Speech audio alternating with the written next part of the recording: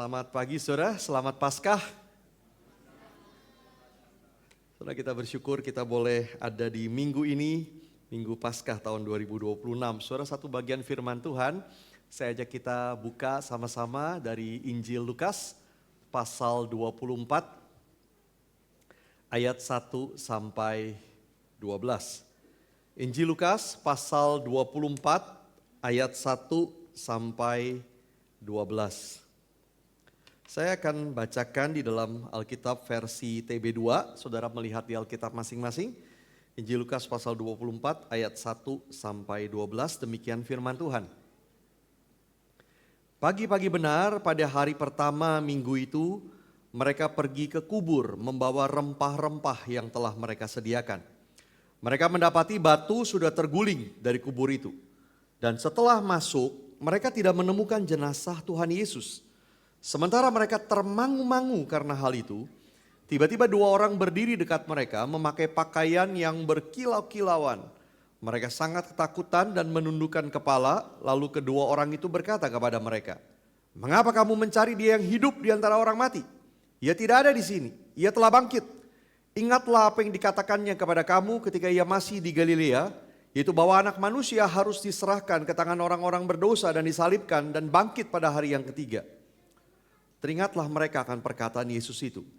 Setelah mereka kembali dari kubur, mereka menceritakan semuanya itu kepada ke-11 rasul dan kepada semua saudara yang lain. Perempuan-perempuan itu ialah Maria dari Magdala, Yohana, Maria ibu Yakobus, dan perempuan lain yang bersama mereka. Mereka yang memberitahukannya kepada rasul-rasul. Namun bagi mereka, para rasul itu, perkataan-perkataan itu seakan-akan omong kosong. Dan mereka tidak percaya kepada perempuan-perempuan itu. Sungguh pun demikian, Petrus bangun lalu berlari ke kubur itu. Ketika ia menjenguk ke dalam, ia melihat hanya kain kafan saja. Lalu ia pergi dan bertanya dalam hatinya apa yang kiranya telah terjadi. Sampai semikian jawab pembacaan bagian firman Tuhan. Nah saudara, kalau kita membaca bagian ini dengan lebih lambat dan kita membayangkan apa yang terjadi pada waktu itu, maka kita akan melihat saudara ada sangat banyak emosi sebetulnya campur aduk. Saudara di sana, ada kasih dari perempuan-perempuan yang pergi ke kubur pagi itu. Ada kebingungan ketika mereka tidak menemukan mayat Yesus. Ada ketakutan ketika mereka melihat malaikat ada di situ. Ada sebuah harapan ketika mereka mengingat perkataan Yesus. Ada gemetar mungkin ketika mereka lari dan bercerita kepada murid-murid yang lain. Ada ketidakpedulian, cemoohan dari para murid kepada wanita-wanita itu. Tetapi juga ada kekacauan hati ketika Petrus lari ke kubur dan bertanya-tanya di dalam hatinya apa yang terjadi. Semua emosi itu menjadi satu di dalam peristiwa ini. Tetapi saudara, berbagai emosi itu akhirnya berubah ketika mereka sungguh-sungguh diam merenungkan apa yang terjadi. Dan satu persatu para murid itu sampai pada kekaguman bahwa Yesus sungguh bangkit. Mereka sampai pada kekaguman bahwa Yesus sungguh adalah Tuhan.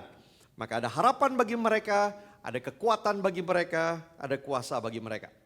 Nah saudara, di hari Paskah ini saya kira setiap kita juga punya emosi yang berbeda tentang kehadiran Yesus di dalam hidup kita. Saudara, mungkin kita mengasihi Yesus, kita baru mengingat kematiannya Jumat Agung yang lalu. Tapi mungkin juga ada kebingungan di dalam hati kita karena kita tidak mengerti kalau Yesus hadir dalam hidup saya, lalu mengapa hidup saya seperti begini? Mungkin juga ada ketakutan dan cemas di dalam hati kita mengenai masa depan kita. Kita tahu ada Yesus, tapi kita tidak mengerti di mana Yesus di dalam hidup kita yang berantakan sepertinya. Atau mungkin saudara kita tidak peduli dengan Yesus. Kita ke gereja karena kewajiban, karena diajak orang atau karena kebiasaan, tapi kita tidak sungguh-sungguh peduli sebetulnya dengan Yesus. Nah saudara, tetapi apapun emosi kita sama seperti para murid dulu, saya yakin Tuhan juga ingin kita bisa sampai pada kekaguman bahwa Yesus sungguh bangkit. Bahwa Yesus sungguh adalah Tuhan. Maka juga akan ada harapan, kekuatan, dan kuasa bagi kita. Saudara, kalau kita memperhatikan di dalam Alkitab, ada satu cara yang seringkali dipakai oleh Tuhan untuk menolong kita merenung diam untuk sampai pada kekaguman. Yaitu dengan bertanya. Allah sering menggunakan cara itu. God asks questions. Allah bertanya. Nah saudara, bukankah sebetulnya aneh Allah bertanya? Karena bukankah Allah tahu semuanya? Tetapi saudara, Allah bertanya kepada kita karena Allah ingin menolong kita diam, merenungkan, dan sampai pada kekaguman yang baru. Kenapa perlu begitu? Saudara, sadar atau tidak sadar, kita punya kategori sebetulnya di dalam pikiran kita untuk kita mengerti sesuatu. Ketika kita mendengar orang berbicara, kita memasukkan di dalam kategori ini sebetulnya tentang apa, begitu ya. Nah, kita punya kategori-kategori itu di dalam kepala kita. Itu sebabnya saudara, ketika kita bicara dengan seseorang, dengan sebuah kategori di dalam pikiran kita, orang yang mendengarnya menerima itu dengan kategori yang lain. Nah, kita sebut saudara di dalam istilah gaul apa? Nggak nyambung, begitu saudara ya. Nggak nyambung. Kalau kita bicara sesuatu, lalu kemudian orang itu mengertinya dengan cara yang lain, maka memang nggak nyambung, nggak connect. Nah saudara, seperti misalnya ketika Kain membunuh Habel. Lalu Allah bertanya, di mana Habel adikmu itu? Kain menjawab, aku tidak tahu. Apakah aku penjaga adikku? Bukan itu maksud Allah. Saudara, Allah tidak tanya di mana posisi Habel.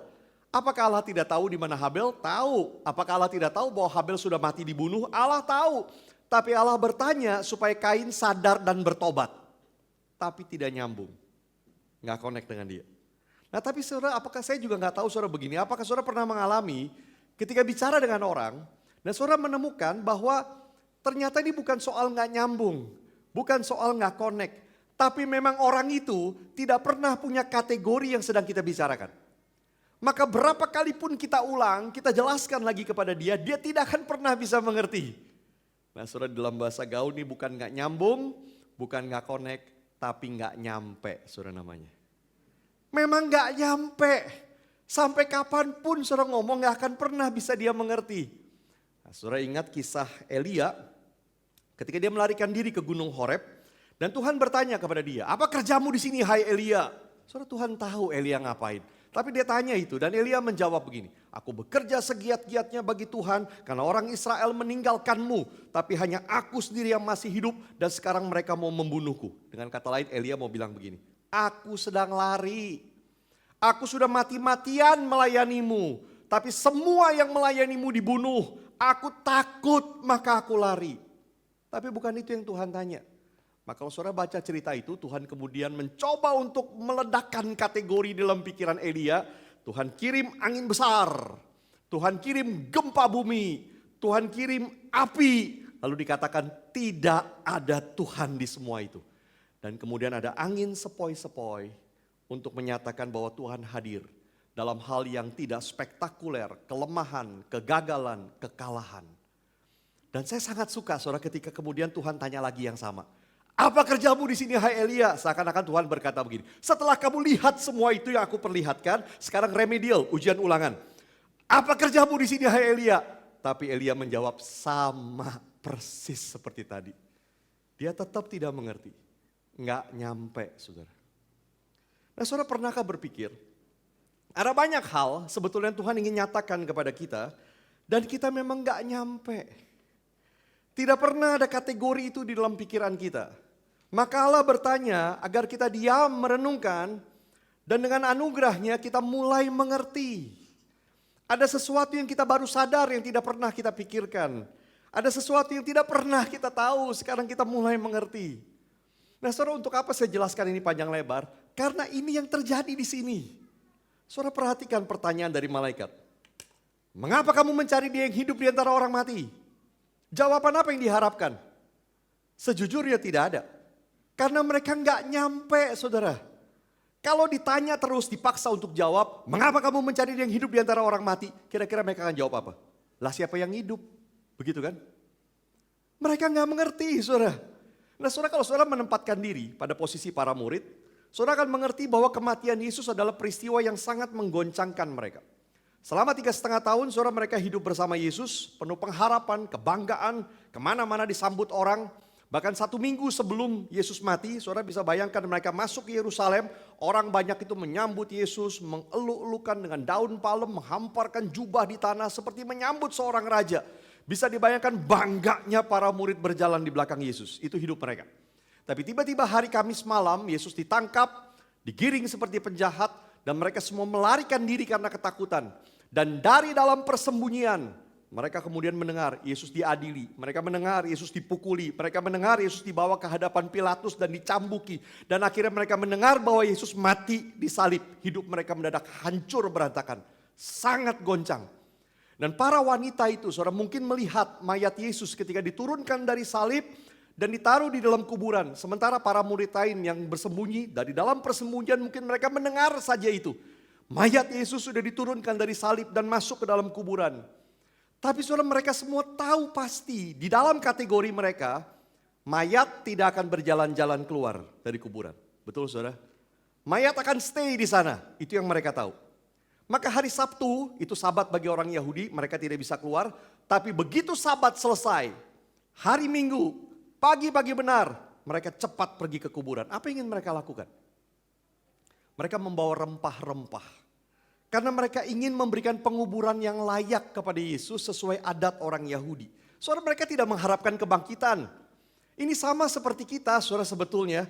Saudara, tidak ada dari kita yang kalau pergi ke kuburan lalu ditanya, ngapain ke kuburan? Lalu kita jawab begini, enggak, ini cuma ada janji aja karena dia mau bangkit, begitu.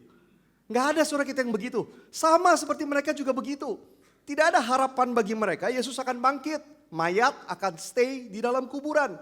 Bahkan Injil Markus saudara mengatakan mereka masih berdiskusi waktu itu siapa yang akan menolong mereka menggulingkan batu penutup kuburan itu. Karena di dalam kategori mereka mayat akan stay di sana. Bahkan ketika mereka melihat batu sudah terguling dari kubur.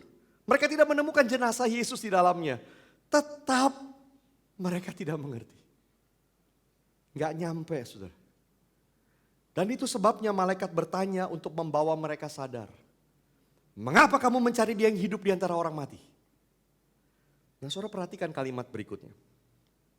Malaikat berkata begini, ia tidak ada di sini. Ia telah bangkit. Ingatlah apa yang dikatakannya kepada kamu ketika ia masih di Galilea. Yaitu bahwa anak manusia harus diserahkan ke tangan orang-orang berdosa dan disalibkan dan bangkit pada hari yang ketiga. Teringatlah mereka akan perkataan Yesus itu. Sekarang mereka ingat. Mengapa kamu mencari dia yang hidup di antara orang mati? Mereka mulai mengerti. Kategori mereka mulai meledak. Bahwa ternyata Yesus sungguh bangkit. Bahwa ternyata Yesus sungguh adalah Tuhan. Maka kemudian mereka cepat pergi, lari, bercerita kepada semua rasul dan saudara yang lain. Tapi hal yang sama terjadi lagi. Karena bagi murid-murid yang lain, perkataan perempuan-perempuan itu seakan omong kosong. Berapa kali pun diceritakan mereka tidak bisa mengerti karena tidak ada di dalam pikiran mereka. Yesus sudah bangkit dan Yesus adalah Tuhan. Saudara, sebagai orang Yahudi, mereka tahu akan ada kebangkitan. Mereka percaya akan ada kebangkitan nanti di akhir zaman.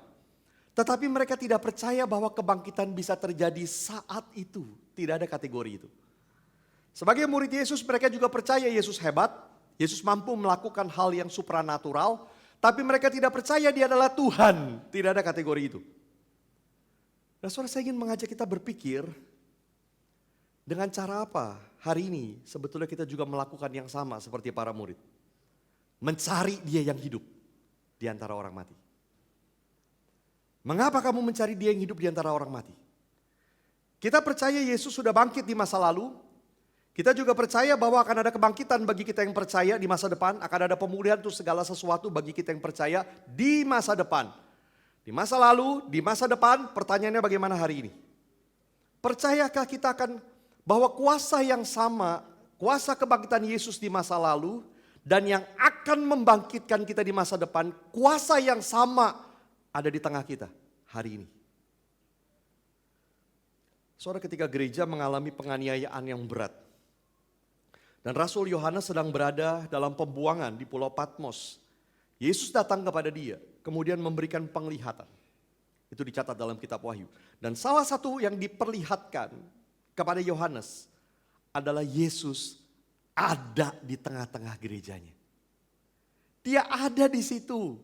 Lalu berkali-kali saudara kemudian di situ dikatakan Yesus berkata begini, aku tahu apa yang terjadi. Aku tahu apa yang kau alami. Aku tahu hidupmu. Aku tahu penderitaanmu. Aku tahu dosamu. Aku tahu semuanya karena aku ada di tengah-tengahmu. Saudara, Yesus bukan saja sudah bangkit di masa lalu. Yesus bukan saja akan membangkitkan kita dan memulihkan kita di masa depan. Tapi hari ini, dia juga hadir di tengah kita. Dan dia bisa menghidupkan apa yang mati dalam hidup kita. Saudara coba lihat hidup masing-masing. Ada hal-hal yang mati di dalam hidupmu. Yang saudara rasa tidak akan pernah berubah. Tidak ada yang bisa menghidupkannya lagi. Tapi mengapa kita menganggap Yesus tidak punya kuasa untuk menghidupkan kita? Mengapa kamu mencari dia yang hidup di antara orang mati? Saudara, mungkin yang kita alami adalah keraguan di tengah kondisi yang kita alami. Kita mulai mengalami kematian di dalam iman. Kita mulai bertanya, di mana Yesus? Sampai kapan saya seperti ini? Tapi Yesus bisa menghidupkan imanmu dan pengharapanmu lagi. Atau mungkin itu hatimu yang dingin kepada Tuhan. Engkau kehilangan sukacita di dalam Tuhan. Tarikan dunia, tekanan dunia terlalu besar. Tapi Yesus bisa menghidupkan sukacitamu lagi.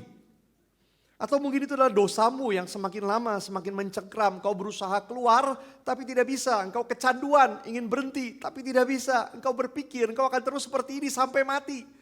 Tapi Tuhan bisa menghidupkan cinta akan kekudusan yang sudah mati di dalam hidupmu itu. Atau mungkin saudara yang mati adalah kasih di antara suami dan istri. Sudah lama mati dan saudara pikir memang akan seperti itu. Tapi Yesus bisa menghidupkannya. Mungkin itu adalah kondisi hidupmu yang berantakan, saudara pikir hidupmu gagal, tapi Yesus bisa mengubahkannya. Saudara, saya tidak berkata bahwa segala keadaan pasti akan menjadi baik. Di dunia yang penuh dosa ini penderitaan adalah sesuatu yang tidak terhindarkan, tapi dia pasti akan memulihkannya. Kalau tidak di dunia ini maka di akhir zaman. Dan dia berkuasa untuk memulihkannya sekarang di dunia ini. Kalau dianggap baik. Apakah kita percaya itu? Sehingga saudara kalaupun kita tidak mengalami dia memulihkannya sekarang ini di dunia ini. Kita tahu bahwa itu dia bukan karena dia tidak mampu. Tapi dia bekerja dalam segala hal mendatangkan kebaikan bagi kita yang mengasihi dia. Maka kalaupun apa yang kita miliki belum dipulihkan di dunia ini dan baru dipulihkan nanti di akhir zaman. Hari ini Tuhan bisa memulihkan iman dan pengharapanmu. Adakah yang mati dalam hidupmu? Percayakah bahwa Yesus ada di tengah-tengah hidupmu? Dengan kuasa kebangkitannya. Dan dia bisa memulihkan. Saudara, salah satu hal yang sangat menyedihkan adalah banyak orang Kristen hidup dengan meremehkan kuasa Yesus. Francis Chan, saudara, seorang pendeta yang terkenal, dia pernah bercerita begini. Satu kali dia pergi ke museum bersama dengan istrinya dan di sana mereka melihat beberapa lukisan tentang Yesus. Lalu istrinya marah. Dan Francis bingung kenapa istrinya marah. Istrinya bilang, coba lihat bagaimana mereka melukis. Yesus disalib selalu terlihat sangat kurus, lemah dan mukanya aneh. Francis bilang kenapa marah, itu kan seni begitu. Tapi istrinya bilang pokoknya gak suka. Nah, sampai kemudian Francis Chan mulai berpikir ada benernya istrinya ini. Bahwa kita memang terlalu sering melukis Yesus sebagai figur yang lemah. Saudara coba apa yang kita bayangkan tentang sosok Yesus. Sangat mungkin seperti gambar yang kita lihat sekolah minggu. Pria dengan rambut panjang warna coklat berkilauan. Wajah lembut penuh kasih sambil gendong domba, begitu kan? Atau dengan kata lain sisi feminimnya Yesus. Saudara tidak ada yang salah dengan gambaran seperti itu, Yesus yang baik, lembut, penuh kasih, the gentle Jesus. Tapi ada sisi lain dari Yesus yang jarang kita pikirkan, yaitu Yesus yang berkuasa. The powerful Jesus. Padahal saudara kalau kita melihat di dalam Injil, sisi yang jauh-jauh lebih banyak ditekankan justru adalah sisi kuasanya. The powerful Jesus. Saudara Francis Chan berkata begini. Ini sangat mengganggu saya. Jika kita menggambarkan Yesus dengan sangat lemah, itu menyebabkan kita juga lemah sebagai pengikutnya. Kita lupa kuasa yang dimiliki Yesus. Kita lupa kuasa yang ada di dalam diri kita karena kita membayangkan dia sangat lemah. Dan saya mencoba melihat kemudian di Injil Lukas. Dan saya menemukan bahwa dia benar. Saudara, setiap pasal di dalam Injil Lukas yang ditekankan adalah the powerful Jesus. Yesus yang berkuasa. Saya akan ajak kita lihat beberapa saja, tidak semua pasal, tidak semua bagian, dan tidak perlu membaca ayat Alkitabnya. Kalau tidak kita tidak akan selesai saudara karena sangat banyak. Tapi saya akan sebutkan beberapa saja. Lukas pasal 1. Malaikat menyampaikan berita tentang kelahiran Yesus kepada Maria dan berkata Yesus akan disebut anak Allah yang maha tinggi. Dan dia akan memerintah atas umatnya sampai selama-lamanya dan kerajaannya tidak akan berkesudahan. Gambaran kuasa dan kemuliaan. Lukas 3, gambaran kemuliaan lagi. Yesus dibaptis, terbukalah langit, lalu kemudian turunlah Roh Kudus dalam rupa burung merpati, dan ada suara dari surga, engkaulah anakku yang terkasih, kepadamulah aku berkenan. Lukas 4, Yesus bertemu dengan orang kerasukan setan yang berteriak begini, aku tahu siapa engkau yang kudus dari Allah. Lalu Yesus membentak dia, diam, keluar dari dia. Dan setan itu keluar. Lukas 5, Yesus melihat Petrus semalaman tidak berhasil menangkap ikan. Dia berkata, tebarkan lagi jalamu. Petrus dengan malas-malasan, dia tebarkan jala dan begitu banyak ikan ditangkap sampai jala itu koyak. Beberapa ayat kemudian, ada orang lumpuh dibawa masuk ketemu Yesus. Lalu Yesus berkata, dosamu sudah diampuni. Dan dia perintahkan orang itu, bangun, angkat tilammu, pulang ke rumah. Dan orang itu bangun. Lukas 7, ketika ada orang mati sedang diusung mayatnya, Yesus menghampiri usungan itu, kemudian berkata kepada mayat itu, bangkitlah, dan orang itu bangkit. Lukas 8, Yesus meredakan angin ribut di danau, dia menghardik angin, air yang mengamuk, dan semua menjadi teduh. Saudara, masih sangat banyak kisah tentang kuasa Yesus atas penyakit, atas alam, atas setan di dalam Injil Lukas. Kita tidak akan selesai. Saya ingin mengajak kita melihat dari sisi lain, Lukas 9. Satu kali Yesus membawa Petrus, Yohanes, Yakobus ke atas gunung. Di sana wajah Yesus berubah, jubahnya menjadi putih berkilau-kilauan. Lalu Musa dan Elia, dua nabi terbesar dalam perjanjian lama, menampakkan diri dan bicara kepada Yesus. Dan sekali lagi ada suara dari surga, inilah anakku, dengarkan dia. Gambaran kemuliaan lagi. Lukas 10, Yesus mengutus murid-muridnya melayani dengan kuasa. Dan dia berpesan begini kepada mereka, kalau kamu diterima di satu tempat, ada damai di situ. Kalau kamu ditolak, tinggalkan tempat itu, karena tempat itu akan dihakimi. Lalu para murid kembali dan melapor kepada Yesus. Setan-setan pun takluk kepada kami demi namamu. Lukas 12, Yesus berkata, siapa yang mengakui aku di depan manusia, aku juga akan mengakui dia di depan malaikat. Tapi siapa yang menyangkal aku di depan manusia, akan disangkal juga di depan malaikat. Lukas 14, Yesus peringatkan, barang siapa mengikut aku, dia harus mengasihi aku lebih daripada mengasihi ayahnya, ibunya, istrinya, anaknya, saudara-saudaranya, bahkan nyawanya sendiri. Lukas 17, Yesus memberi perumpamaan seperti apa orang yang mengikut dia. Dia berkata begini, siapa tuan yang kalau pulang ke rumah, lalu kemudian ketemu dengan hambanya, lalu berkata kepada hambanya, mari segera makan. Tidak ada. Hamba itu akan melayani sampai selesai, baru dia boleh makan. Setelah itu, apakah tuan itu berterima kasih? Tidak akan. Dan Yesus bilang, kamu pun harus begitu sebagai hambaku. Setelah kamu kerjakan semuanya, hanya berkata kami hanya hamba yang tidak berguna. Kami hanya melakukan yang harus kami lakukan. Ini bukan gambaran lemah lembut, tapi gambaran kuasa. Lukas 19, Yesus masuk ke Yerusalem dan dielu-elukan. Orang banyak berseru, diberkatilah dia yang datang sebagai raja di dalam nama Tuhan. Lalu Yesus masuk ke bait Allah. Dia usir semua pedagang di situ, dia balikkan meja mereka, dia marah karena mereka menghalangi orang berjumpa dengan Allah. Lukas 21, Yesus mengingatkan pada waktu dia datang, orang akan melihat dia datang dalam awan dengan kuasa dan kemuliaan yang besar. Dan dia mengingatkan juga, langit dan bumi akan berlalu, perkataanku tidak akan berlalu. Lukas 22, Yesus menyatakan dia tahu persis bahwa dia akan mati. Dia tahu persis bahkan siapa yang akan menyerahkan dia. Tapi Yesus tetap akan mati karena itu kehendaknya. Dan itu sebabnya ketika Yesus ditangkap di Taman Getsemani, Petrus menyerang, memotong telinga salah seorang yang menangkap Yesus. Yesus malah menyembuhkan telinga orang itu. Karena dia bukan tidak mampu melawan, tapi dia sengaja menyerahkan dirinya. Lukas 23, di atas salib penjahat di sebelahnya meminta, Yesus ingatlah aku apabila engkau masuk ke dalam kerajaanmu. Dan Yesus menjawab, hari ini juga engkau akan bersama dengan aku dalam Firdaus. Dan kemudian kita sampai di Lukas 24 ketika Yesus bangkit dan malaikat bertanya, mengapa kamu mencari dia yang hidup di antara orang mati? Kita lupa saudara, dia sangat berkuasa. The powerful Jesus. Kita membayangkan dia lemah, kita lupa kuasa yang dimiliki Yesus, dia ada di tengah kita dengan kuasa kebangkitannya di dunia ini saat ini. Dan dia bisa menghidupkan apa yang mati dalam hidup kita. Maka akhirnya saudara, kita bukan saja tidak percaya, dia bisa menghidupkan apa yang mati dalam hidup kita. Tapi akhirnya kita mencari hal-hal yang mati untuk memberi kita hidup. Kita pikir kalau saja saya punya lebih banyak uang, saya akan lebih aman. Kalau saja bisnis saya yang satu ini berhasil, saya akan lebih punya damai. Kalau saja saya punya rumah yang besar, keluarga saya pasti akan lebih baik kehidupannya. Kalau saja saya ganti pasangan, maka saya akan lebih bahagia. Kalau saja saya punya ini dan itu, maka saya akan lebih dihargai. Kita mencari semua hal yang mati itu untuk menghidupkan kita. Tapi kita tahu hanya ada satu yang bisa memberi hidup, yaitu Yesus yang bangkit. Dia menghidupkan kita waktu kita percaya kepadanya. Dia menjanjikan kebangkitan nanti di akhir zaman. Tapi hari ini, dia juga hadir di tengah kita. Dan dia berkuasa menghidupkan apa yang mati dalam hidup kita. Dan terakhir, saudara, saya ingin aja kita perhatikan ayat 6 dan 7 lagi. Kalimat dari malaikat. Ia tidak ada di sini. Ia telah bangkit.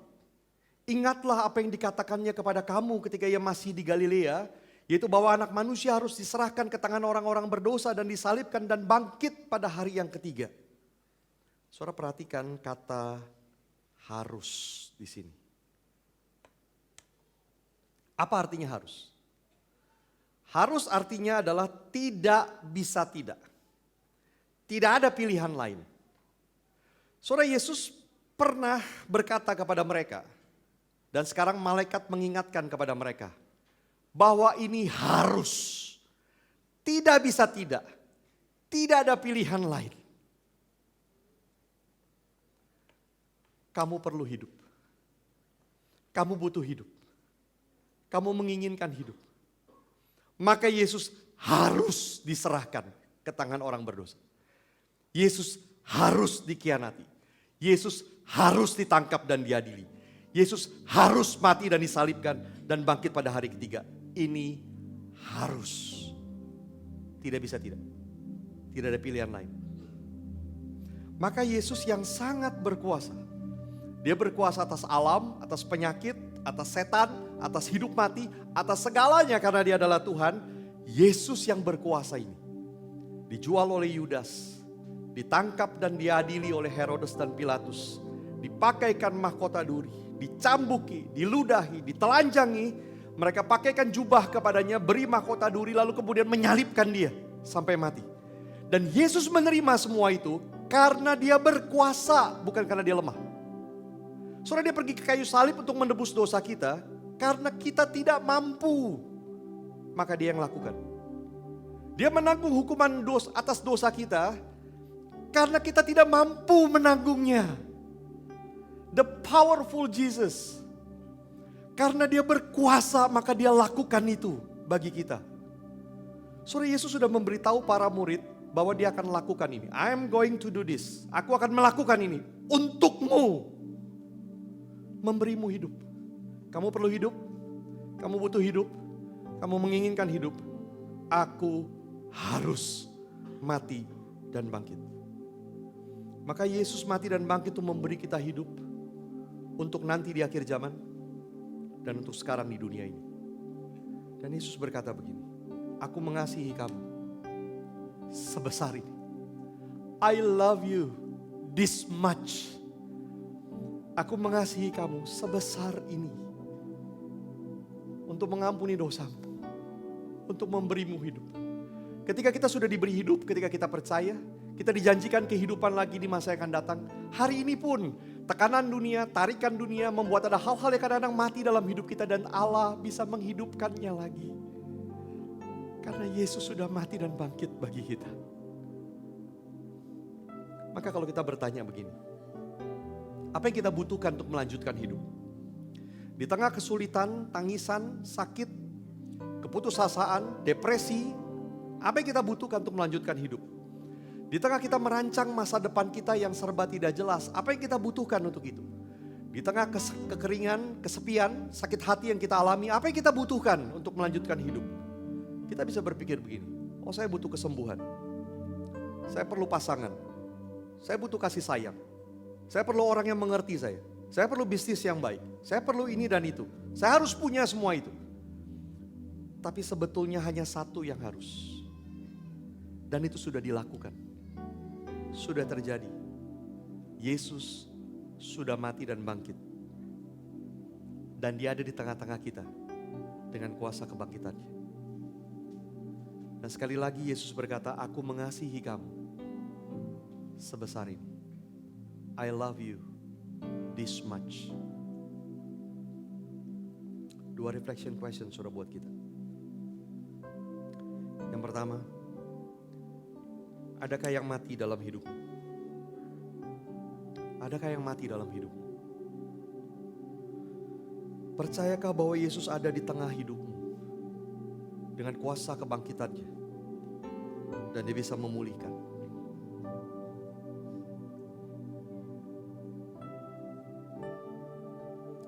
Yesus akan memulihkan semuanya di akhir zaman nanti. Tapi hari ini pun Dia bisa memulihkan kalau dianggap itu baik. Kalaupun Dia tidak lakukan itu, Dia bisa memulihkan iman dan pengharapan dan sukacitamu. Sampai satu kali nanti Dia pulihkan sepenuhnya.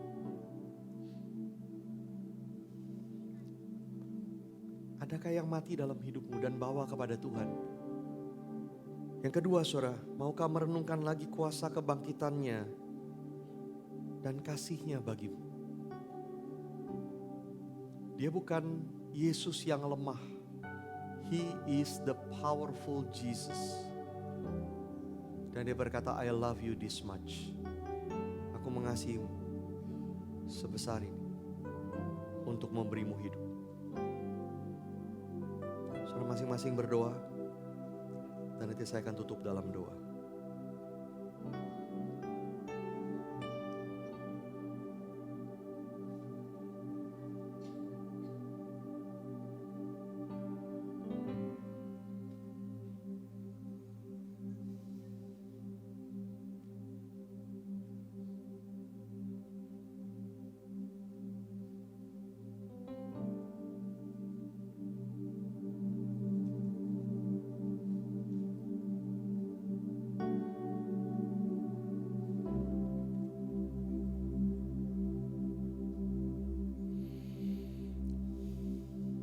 Tuhan, terima kasih karena sebesar itu Engkau mengasihi kami. Kami bersyukur kami punya Allah yang mengasihi kami dan penuh dengan kuasa untuk memulihkan kami. Kami bawa hidup kami lagi kepadamu. Tuhan, Kau tahu semua yang terjadi dalam hidup kami, dalam pikiran dan hati kami, yang menjadi kekhawatiran kami, yang menjadi jerat, pengikat, penghancur hidup kami. Tuhan, Kau tahu semuanya. Kami bawa kepadamu ya Tuhan, kami mohon pulihkan kami. Jika ada di antara kami yang belum percaya, Tuhan berikan hidup. Jikalau kami sudah lama percaya dan ada hal-hal yang mati dalam hidup kami, Tuhan hidupkan dan pulihkan lagi. Kami serahkan diri kami ke dalam tangan-Mu ya Tuhan. Topang dan kuatkan kami untuk terus berjalan bersama dengan Yesus yang berkuasa dan mengasihi kami. Terima kasih Tuhan. Dalam nama Tuhan Yesus kami berdoa. Amin.